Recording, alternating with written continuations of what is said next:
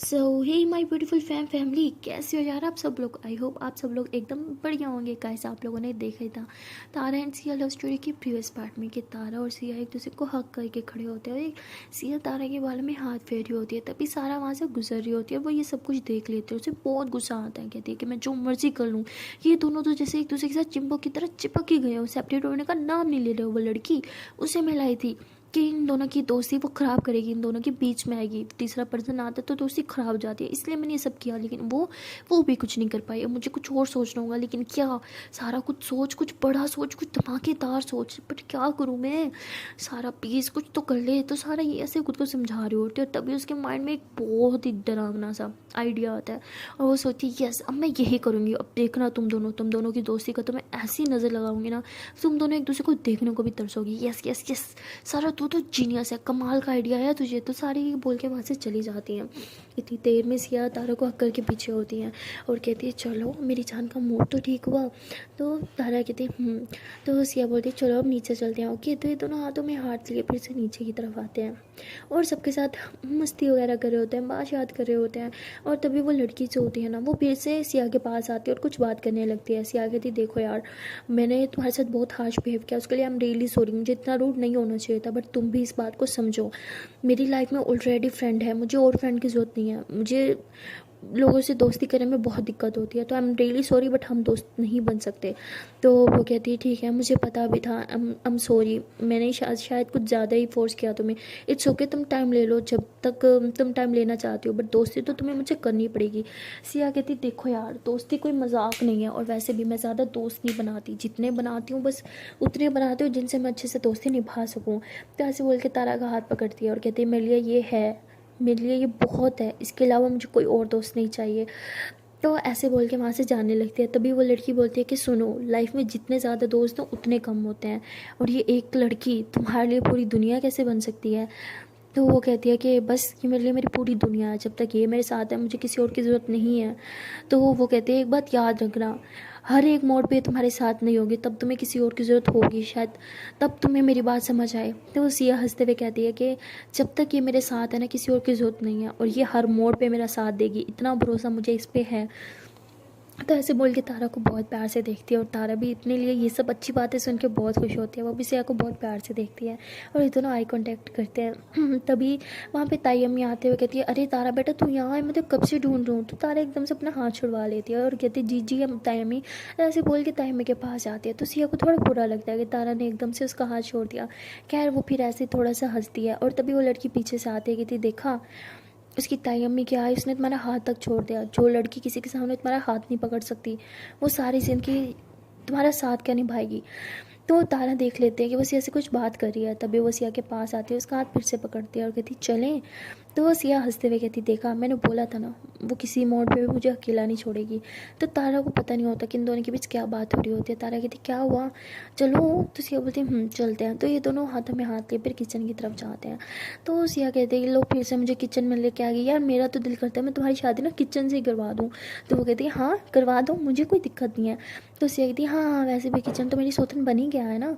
तो तारा कहती ओ अच्छा जी ठीक है, सोता नहीं सही बट मुझे इससे प्यार है।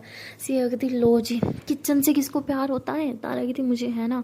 तो ये दोनों फिर हंसने लगते हैं। तभी सिया ऐसे थोड़ा जंप करके ना वो किचन की जो शेल्फ सी बनी होती है उस पर बैठ जाती है और कहती है कि अब तुम काम करोगी तो मैं यहाँ बैठ के क्या करूँगी।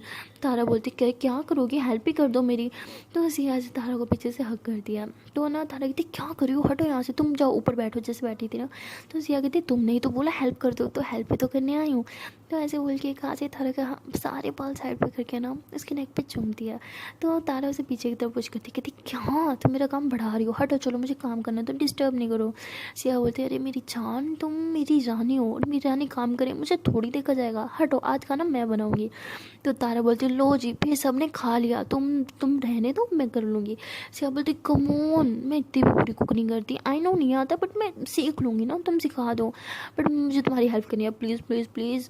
तो तारा हंसते हुए कहती है कि बचपन की तरह तुम बचपन में भी ऐसी थी, जब भी मैं काम करती थी तुम हमेशा मेरे साथ बैठी रहती थी, जबकि बाकी सब खेलने कूदने जाते थे, लेकिन तुम सिर्फ वहाँ बैठ के मुझे देखती थी, मुझे पानी पिलाती थी और मेरा पसीना भी पहुँचती थी। तो सिया हंसते हुए कहती है अच्छा मैं बचपन से इतनी केयर करती थी क्या तुम्हारी? तो तारा हंस के कहती हाँ, शुरू से ही तुम बहुत केयरिंग थी, शायद इसीलिए तुम मुझे इतनी ज़्यादा पसंद थी। तो सिया कहती वेट अ मोमेंट, क्या मैं तुम्हें बचपन से पसंद थी? तो तुमने मुझे पहले क्यों नहीं बताया? तो बता रही थी क्या बताती कि मैं तुम्हें बचपन से पसंद करती हूँ और तुम्हें मेरे बारे में कुछ नहीं याद। तो सिया फिर से थोड़ा सैड हो जाती है। तारा कहती है सॉरी सॉरी सॉरी, मैं ना कुछ भी बक देती हूँ। अच्छा चलो तुम्हें हेल्प करनी थी ना, तो मुझे ये प्याज काट के दो, चलो शाबाश। तो सिया बोलती प्याज मैं काटूं? तारा बोलती और क्या मैं काटूं? तुम्हें तो हेल्प करनी थी, चलो करो अब। तो सिया बोलती हाँ हाँ तो मैं काटूंगी ना, मैंने मना कब किया? तो सिया ऐसे तारा के हाथ से ले लेती है, लेकिन काटना तो दूर से छीलना तक नहीं आ रहा होता। मैं ऐसे प्याज को हाथ में पकड़ के इधर इधर उधर देख रही होती है। तो तारा से नाइफ देती है, कहती क्या कर रहे हो, उसका छिलका उतारो ना। तो कहती है हाँ मुझे पता है, देखो मुझे आता है, ओके मैं कर लूँगी। तो सिया ऐसे बोलकर नाइफ हाथ में लेती है और छिलका उतारने लगती है, लेकिन उसे बिल्कुल समझ नहीं आती कैसा करना है क्या करना है। तो तारा कहती लो जी छिलका भी नहीं उतारा अभी तक तुमने, रुको मैं दिखाती हूँ, ऐसे करते हैं। तो ऐसे करके दिखाती है। सिया बोलती है हाँ मुझे आता है, मैं कर ही रही थी। तो तारा हंसते हुए ऐसे सिया को देख रही होती है, उसे पता होता है कि सिया को नहीं आता, तो ऐसे उसे देखती है और हंसती है। और सिया ऐसे प्रिटेंड करती है जैसे उसे बहुत अच्छे से आता है। ऐसे प्याज को हाथ में लेती है। तारा बोलती है हाथ में लेके खड़ी रहोगी या काटोगी? सिया बोलती है हाँ मैं वॉश करने जा रही थी यार। तारा बोलती है अच्छा ठीक है कर लो वॉश। तो तारा हंसती है और मज़े ले रही होती है ना पूरे। तो सिया ऐसे प्याज को वॉश करती है और तारा बोलती है वॉश कर लिया तो अब काट भी दो। सिया बोलती है अरे हम जब हैंड वॉश करते हैं तो साफ़ भी तो करते हैं ना, तो इस बेचारे को भी ठंड लग जाएगी यार, मैं साफ़ करती हूँ रुको। तो तारा कहती what oh my god are you serious, प्याज को ठंड लग जाएगी? सच्ची में? सिया बोलती व्हाट, हाँ हमें हर चीज़ का ख्याल रखना चाहिए, ओके हमें ठंड लग जाए तो इन्हें नहीं लग सकती। तो सिया को पता होता है कि वो बकवास कर रही है, बट वो बस कवर अप करना चाह रही होती है, वो नहीं चाहती कि तारों को पता चले कि उसे ये सब नहीं आता। तो फिर जल्दी से ऐसे प्याज को एक कपड़े से साफ करती हो, कहती है हाँ अब ठीक है अब काटूंगी ना मैं, तुम बस देखना मैं कैसे काटती हूँ। ऐसे मैं ना शेफ़ हूँ, तुम्हें पता नहीं है मेरा। तो ऐसे बोल के ना प्याज को रखती है और छुरी ऐसे ऐसे ऐसे कर रही होती है।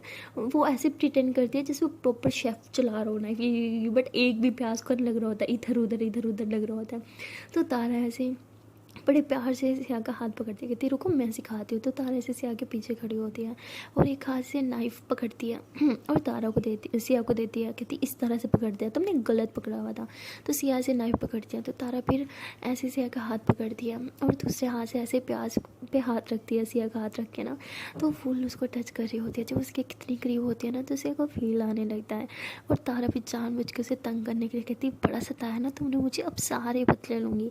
तो सिया ऐसे तारा ऐसे बोल के ना सिया की फेस को बार बार अपने फेस से टच कर रही होती है और ऐसे स्लोली स्लोली प्याज भी कट कर रही होती है। तो सिया को बहुत अच्छा लग रहा होता है, मतलब उसने उसके दोनों हाथों को टच कर रखा होता है, उसके फेस पे एक दूसरे को टच हो रहे होते हैं, बॉडी भी टच हो रही होती है, तो उसे बहुत ज़्यादा फील आने लगता है। तभी सिया ऐसे तारा की तरफ देखती है। तो तारा कहती है वो नीचे देखो वरना हाथ पे लग जाएगी।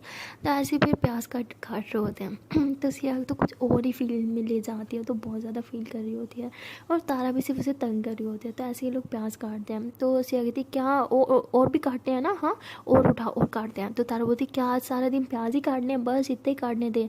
सिया बोलती अरे वो सालन में सिर्फ ये थोड़ा डलता है, आई मीन सब्जी में और चीज़ें भी डलती है ना, वो क्या बोलते हैं वो छोटा सा लाल लाल, अरे क्या होता है, हाँ टमाटर, टमाटर भी तो डालना है ना।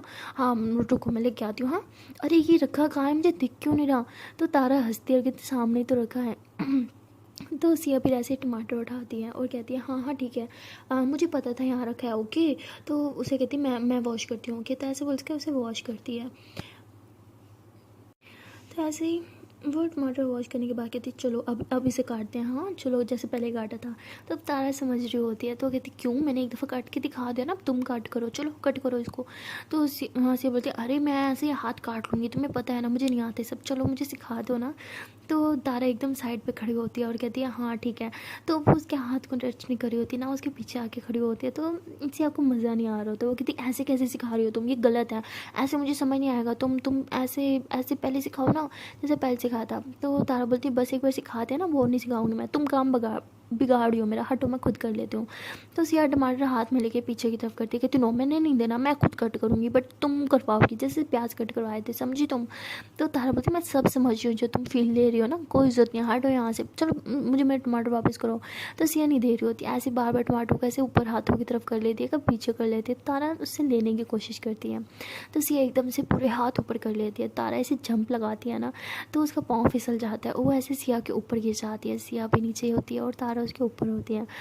तो सिया उठने लगती है, तो सॉरी तारा उठने लगती है, तो सिया उसके कमरे में हाथ डालती है और कहती कहाँ, देखो अब तो भगवान भी यही चाहते हैं कि तुम मेरे करीब रहो, अब तो इशारा को समझो, और तुम हो के दूर भाग रही हो। तो तारा कहती है हम किचन में हैं, समझी, कोई भी आ सकता है, चलो उठने दो मुझे। तो तारा ऐसे बोल के फिर से उठने की कोशिश करती है, तो सिया और टाइटली पकड़ती है और कहती पहले एक किसे दो फिर। तो सिया बोलती दो, तारा बोलती वॉट, कुछ भी, मैं नहीं दे रही, हटो।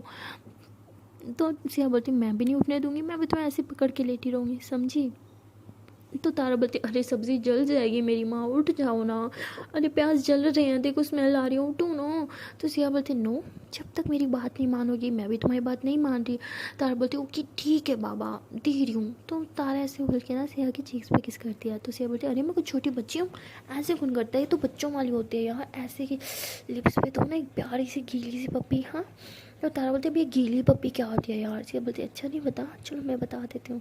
सिया ऐसे बोल के वो ना तारे के लिप्स पे प्यार से किस कर लेती है और उसके लिप्स पे ना मतलब एक बाइट करती है। तो तारा बोलती क्या कर रही हो यार, काम करने दिया करो मुझे, तंग करती रहते हो हर टाइम। तो तारा ऐसे बोल के ना सिया के ऊपर से हट जाती है लेकिन तारा को भी बहुत ज़्यादा फील आ रहा होता है, लेकिन वो छुपा रही होती है अपनी फीलिंग्स ना। वो कहती है कि अगर मैं अपनी फीलिंग्स दिखा दूँगी तो फिर ये भी नहीं पीछे हटेगी। तो इसलिए ऐसे घबराहट के हमारे वापस से काम करने लगती है और नीचे से प्याज उठाती, मतलब टमाटर उठाती उन्हें वॉश करती है और कट करते हुए ना फ़ौरन से सब्ज़ी में डाल रही होती है और सब्ज़ी बना रही होती है।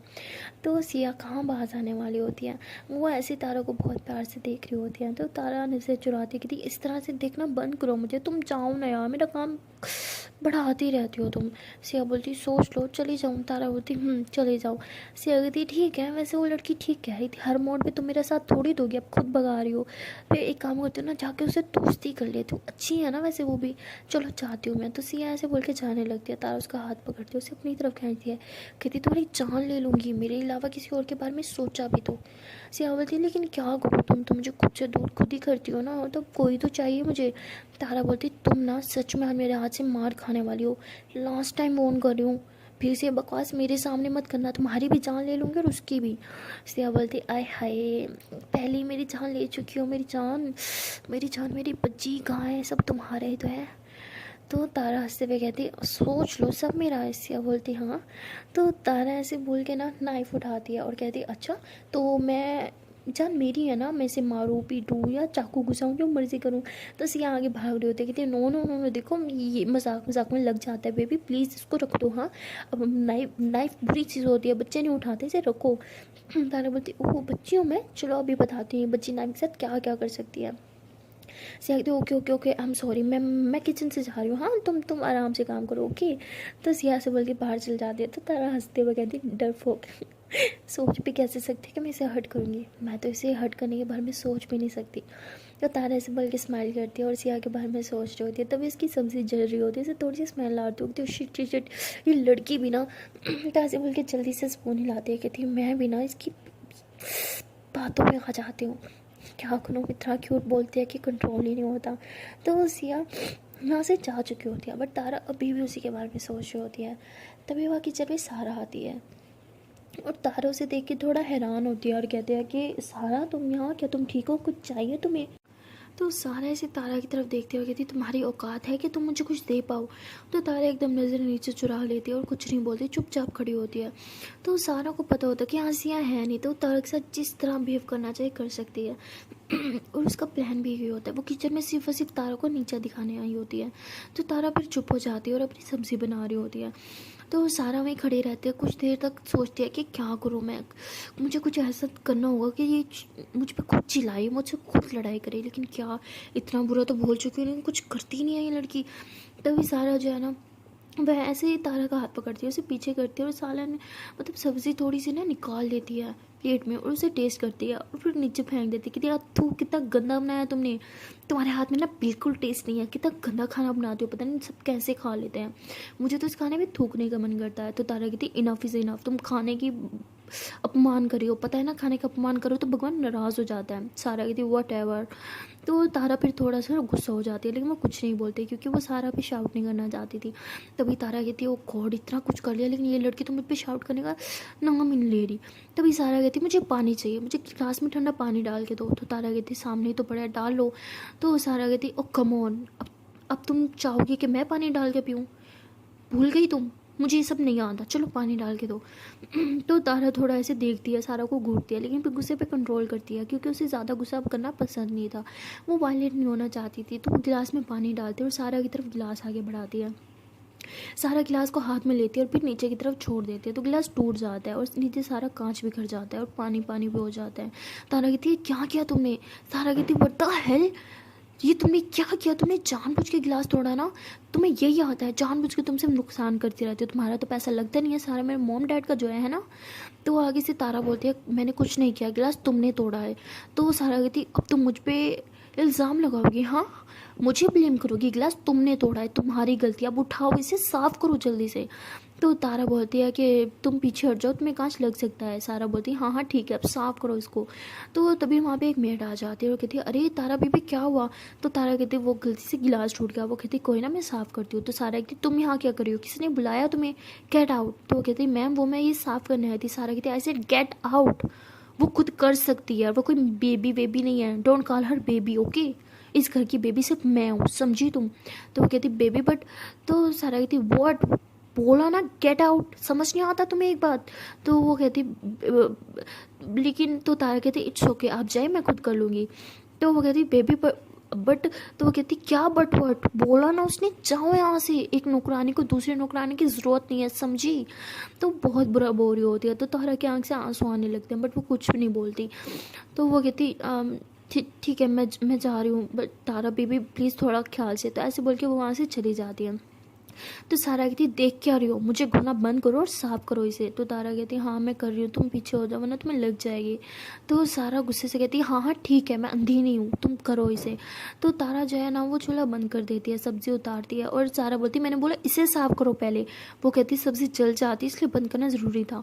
तो सारा कहती तुम मेरे यहाँ की ज़बान नहीं चला सकती समझी, जो बोला वो करो, पहले इसको क्लियर करो ओके, क्लीन करो ये सब।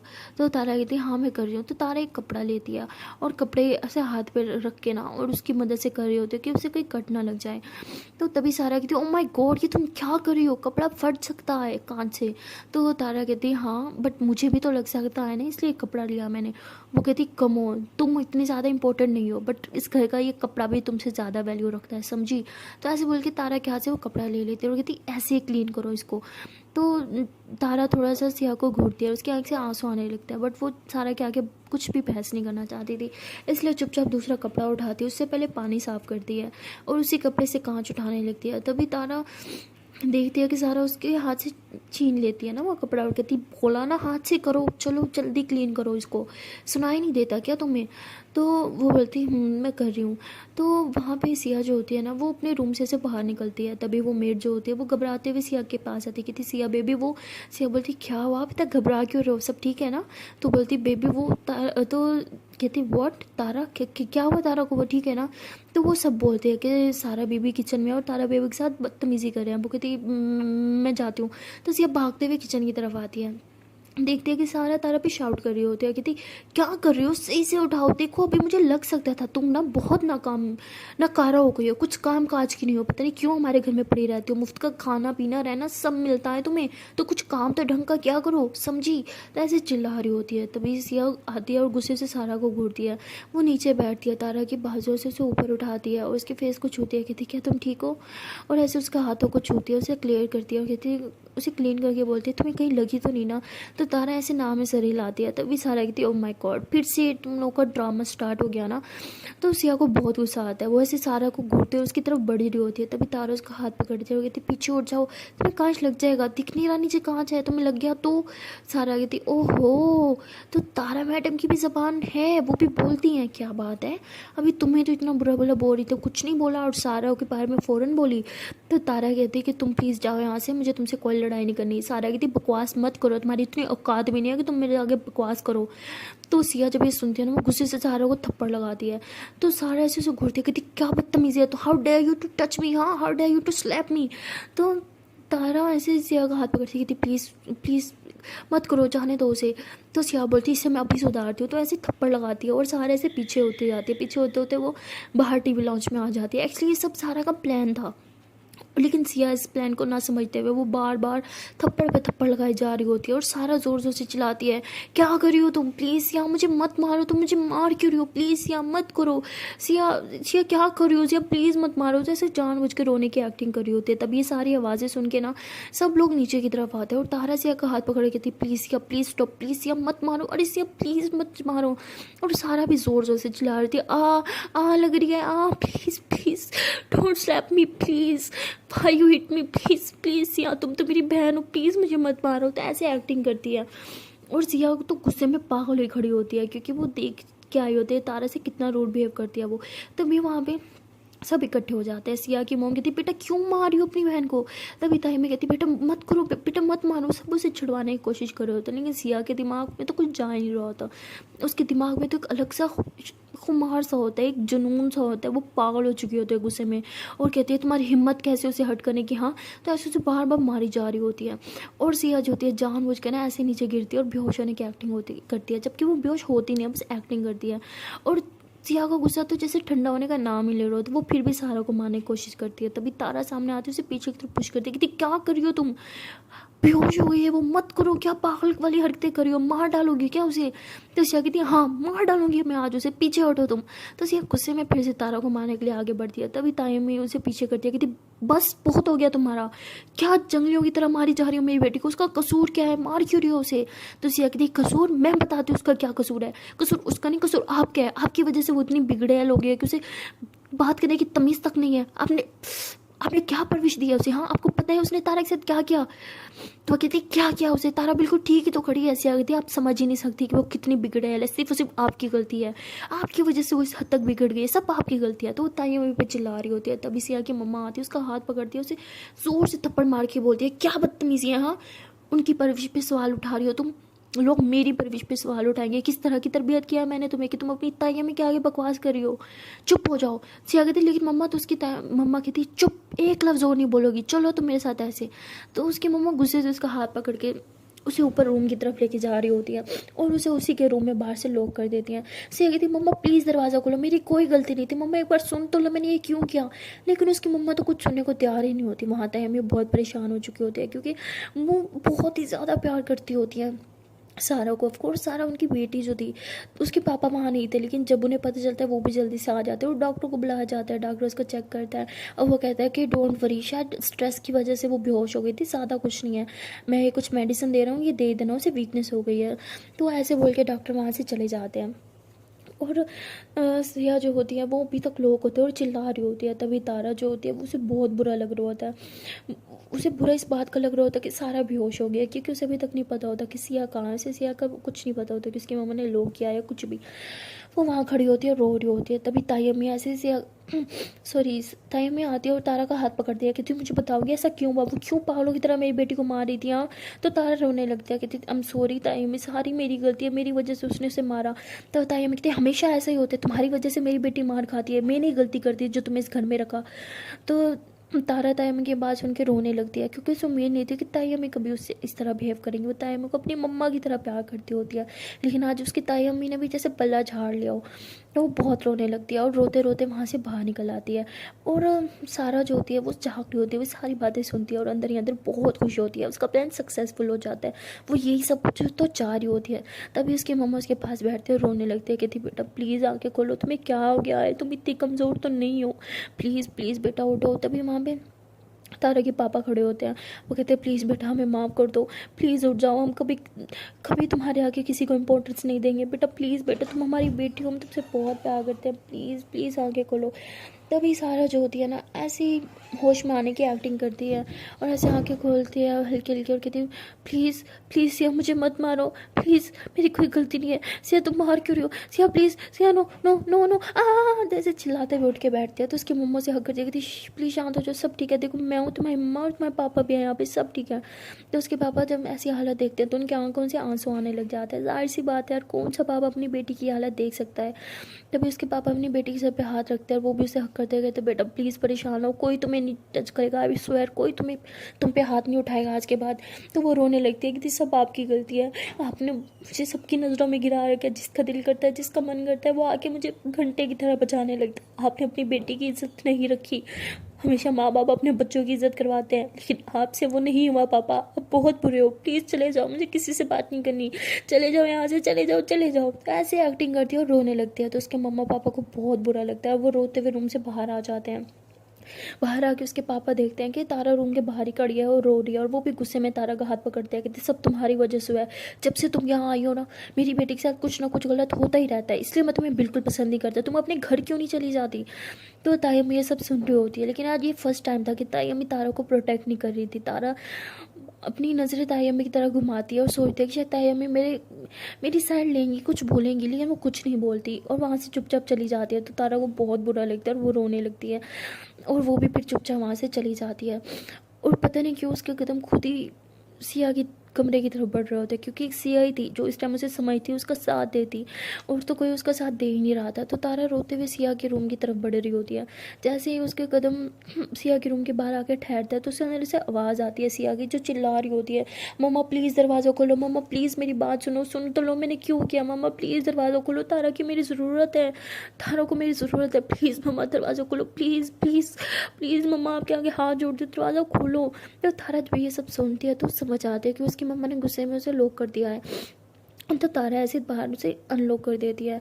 जैसे ही सिया दरवाज़ा खोलती है देखती है कि वहाँ तारा खड़ी है, तो सिया उसे हक कर लेती है कि जान तुम ठीक हो ना, तुम्हें कुछ हुआ तो नहीं। तो तारा की आंखों में आंसू भरे हुए होते हैं, वो चुपचाप गुमसुम जाके बेड पे बैठ जाती है, वो कुछ भी नहीं बोल रही होती, क्योंकि उसे सबसे ज़्यादा हर्ट इस चीज़ ने किया होता है कि उसकी ताई अम्मी जिसे वो अपनी माँ की तरह प्यार देती है, इज़्ज़त देती है, उसे उम्मीद थी कि उसकी ताई अम्मी उसका साथ देंगी, उसके सर पर हाथ रखेंगी और उसे सारा की पापा की उन बातों से भी बचाएंगे, लेकिन उन्होंने उसकी हेल्प नहीं की, इसलिए वो बहुत टूट चुकी होती है अंदर से और रो रही होती है। तो सारा उसके आंसू पोंछती है, कहती प्लीज़ जान रो मत। तो सिया मतलब उसके आंसू पोंछती है, कहती प्लीज़ जान रो मत, बताओ मुझे क्या हुआ है, सब ठीक है ना, तुम रो क्यों रही हो, क्या हुआ है, क्या किसी ने कुछ बोला है क्या, फिर से सारा ने तुम्हें कुछ किया, बताओ मुझे, मैं जान ले लूँगी इस बार, उसमें छोड़ूंगी नहीं। तो ऐसे बोल के गुस्से की तरफ बाहर की तरफ जा रही होती है। तारा उसका हाथ पकड़ती, कहती बस करो, किस से लड़ोगे मेरे लिए, हाँ। तो सिया कहती अगर जरूरत पड़ी तो पूरी दुनिया से लड़ जाऊंगी मैं। तारा बोलती और तुम्हारे मॉम डैड, उनसे लड़ पाओगी मेरे लिए। तो सिया एक पल के लिए चुप हो जाती है। तारा बोलती देखा मुझे पता था तुम नहीं लड़ पाओगी, कोई अपने माँ बाप से नहीं लड़ पाता, मैं भी नहीं, मैं वापस जा रही हूँ अपने घर, मैं मज़ीद यहाँ नहीं रुक सकती। तो तारा ऐसे बोलते रोते हुए और सारा के रूम में जाती है, क्योंकि सारा तो अपनी मोम के रूम में होती है ना, तो उसका रूम खाली होता है। तो तारा वहाँ जाती है, उसके रूम में उसका सामान पड़ा होता है सारा के रूम में ना, तो सारा सामान समेटने लगती है, एक बैग में डाल रही होती है। तभी सिया उसे रोकने की कोशिश करती है, उसका हाथ पकड़ के कहती जान क्या कर रही हो, ये प्लीज़ प्लीज़ छोड़ो, सब ठीक हो जाएगा, आई स्वेयर मैं सब ठीक कर दूंगी, आई नो मेरी गलती है, मुझे वो नहीं करना चाहिए था, मुझे गुस्से पे कंट्रोल करना चाहिए था, बट वो तुमसे बहुत हार्श बिहेव कर रही थी, बहुत रूड था यार, मुझे नहीं बर्दाश्त, आई एम रियली सॉरी, हाथ छोड़ती हूँ, प्लीज़ प्लीज़ प्लीज़ रुक जाओ। लेकिन तारा बहुत ज़्यादा टूट चुकी होती है अंदर से, उसे सिया की जैसे कोई बात सुनाई नहीं दे रही थी, वो इतनी टूट चुकी होती है कि वो वहाँ से बस अपना बैग लेती है और हवेली से बाहर की तरफ चलने लगती है। तो सिया उसके पीछे पीछे भाग रही होती है, उसे मनाने की कोशिश करती है, उसके आगे हाथ तक जोड़ती है, कहती प्लीज़ मुझे कुछ टाइम दो, मैं सब ठीक कर दूँगी, प्लीज़ प्लीज़ मत जाओ जान, यू नो ना मैं तुम्हारे बिना नहीं रह सकती, प्लीज़ मेरे लिए प्लीज़ रुक जाओ। लेकिन तारा कुछ नहीं सुन रही होती और वो तभी वहाँ से ना, वो होता नहीं है जो गाँव में चलता है, आई डोंट नो उसको क्या बोलते हैं, क्या बोलते हैं यार, थैला थैली टाइप कुछ होता है ना, वो गधे पे लगा के और वो चल चल रहा होता है ना। तो तारा जो है उसे हाथ से रोकती है, और वो मतलब जानने वाले के एक आदमी होता है ना, तो तारा उसके ऊपर अपना सामान रखती है और उसी के ऊपर ही बैठ जाती है। तो सिया उसे रोकने की कोशिश करती है, लेकिन तारा उसकी तरफ देखती तक नहीं है, क्योंकि उसके दिमाग में सिर्फ और सिर्फ सारा के पापा की बातें चल रही होती है, और उसकी ताई अम्मी ने भी उसका साथ नहीं दिया। उस बात का गिल्ट उसे अलग होता है, और वो रोती है और कहती है शायद मेरी गलती है, शायद मुझे यहाँ से चले ही जाना चाहिए, सब कुछ मेरी वजह से ही होता है। सिया भी कब तक मुझे प्रोटेक्ट करती रहेगी। और सारा के पापा ने बिल्कुल ठीक कहा, वो मेरा घर नहीं ही है, मैं क्यों यहाँ बार बार आ जाती हूँ अपनी बेइज्जती करवाने, मुझे मेरे घर रहना होगा, मेरे असली घर अपने मॉम डैड के साथ। काश काश मैं अपनी ताई अम्मी की बेटी होती तो कितना अच्छा होता। ना से रोती है, लेकिन सिया जो है ना वो काफ़ी देर तक भागती रहती है, लेकिन तारा देखते देखते उसकी नज़र से ओझल हो जाती है। तो सिया बहुत टूट चुकी होती है, वो वही नीचे बैठ के और रोती रहती है। तभी वहाँ पे ना एक बड़ी औरत आती है, और वो सिया की हालत देख के कहती है बेटा तुम ठीक हो ना, हाँ सब ठीक है ना। तो सिया बहुत रो रही होती है और कहती कुछ ठीक नहीं है, मैंने अपना सब कुछ खो दिया आज। मेरा गुस्सा मुझसे मेरा सब कुछ छीन के ले गया। मैं अपने गुस्से पे कंट्रोल क्यों नहीं कर पाती, आज मेरी वजह से मैंने अपना सब कुछ खो दिया। तो सिया ऐसे बैठ के बहुत रो रही होती है, और सिया इतनी ज़्यादा टेंशन ले लेती है कि वो बेहोश हो जाती है, क्योंकि इसके साथ एक इशू होता है ना, मैंने पहले ही बोला था, उसके दिमाग में खून जम गया होता है। तो ज़्यादा टेंशन लेने की वजह से ना उसकी हालत बहुत बिगड़ जाती है, वो वहीं पे बेहोश हो जाती है। वो बूढ़ी औरत बहुत ही ज़्यादा परेशान हो जाती है, वो बहुत ही ज़्यादा बुजुर्ग थी, वो अकेले सिया को उठा भी नहीं पा रही थी, बहुत कोशिश करती है, लेकिन सिया को हटा नहीं पा रही होती, उठा नहीं पा रही होती। तो वो घबराते हुए बाहर रोड की तरफ भागती है ना, खेतों से गुजर के, और वहाँ पे उन्हें दो आदमी दिखते हैं। वो उनसे हेल्प मांगती है, उन्हें कहती है वहाँ एक लड़की बेहोश हो गई है, और वो यहाँ गांव की दिखती भी नहीं, कुछ और लगती है, वो लगता है यहाँ गांव की है ही नहीं। तो वो लोग भाग के आते हैं, जब वो देखते हैं और कहते हैं ये तो हवेली में रहती है, अरे ये वो तो मालकिन है यहाँ की, लेकिन यहाँ बेहोश हो गई। तो सब ऐसे ही हेल्प करते हैं, उठा के ना उसे वापस हवेली में लेके जाते हैं। तो काफ़ी लोग उसे उठा के ऐसे लेके आ रहे होते हैं। तो तभी सिया की दीदी जो होती है ना, वो ऐसी सीढ़ियों से नीचे उतर रही होती है, और वो सब देख लेते हैं। तो बहुत ज़ोर से चिल्लाती है सिया सिया क्या हुआ तुम्हें। तो वो सीढ़ियों से भाग के नीचे आती है सिया की तरफ, उसे पकड़ती है। तभी वो लोग उसे सोफे पे लिटा देते हैं। तो उसकी दी बोलते क्या हुआ मेरी बहन को, ये ठीक तो है ना। वो कहता है बेबी जी हमें नहीं पता, हमें बस ये बाहर बेहोश मिले और हम इसे यहाँ हवेली में लेके आए। तो वो कहती है लेकिन इसे हुआ क्या है। तो बहुत चिल्लाती है, बहुत ज़्यादा पैनिक कर रही होती है। तो उसके ये चिल्लाना सुन के वहाँ पे सब लोग आ जाते हैं, ताई अम्मी भी। और वो कहती क्या हुआ सिया को, ये ठीक तो है ना। तो वो लोग जो सिया को लेके आए थे ना, वो सारी स्टोरी सुनाते हैं कि यूँ यूँ ये बेहोश हो गई थी। तभी वहाँ ओल्ड लेडी आती है, और वो कहती है कि मैं बताती हूँ क्या हुआ था। तो ताई में कहती है हाँ बताओ क्या हुआ मेरी बेटी को। तो वो सब कुछ बताती है कि वैसे रो रही थी कि उसने अपना सब कुछ खो दिया, उसके गुस्से ने सब खराब कर दिया ये वो। तो वो ताई में को कुछ समझ नहीं आता कि क्या खो दिया, किसके बारे में वो बात कर रही थी। तभी उसकी दी सब समझ जाती है, क्योंकि उसे पता होता है कि इन दोनों के बीच में बहुत गहरी दोस्ती है। और वो कहती है कि शायद वो तारा के लिए रो रही थी, शायद वो तारा के जाने का उसे दुख था, ऐसे बोल रही होती है। तभी ताई अम्मी को याद आता है कि उसने तारा के साथ किस तरह बिहेव किया था। वो कहती है एक सेकंड तारा है कहाँ, तारा तारा बेटा कहाँ हो तुम। तो तभी वो बूढ़ी औरत कहती है कि क्या हुआ। तो वो कहती मेरी बेटी वो क्या वो इसके साथ ही। वो कहती मैंने तो इसके साथ किसी को नहीं देखा, कोई नहीं थी वहाँ पे। तो ताई अम्मी रोने लगती है और सर पकड़ लेती है, कहती मैं कहाँ जाऊँ, मेरी तीनों बच्चियों के साथ क्या हो रहा है, मुझे कुछ समझ नहीं आ रहा।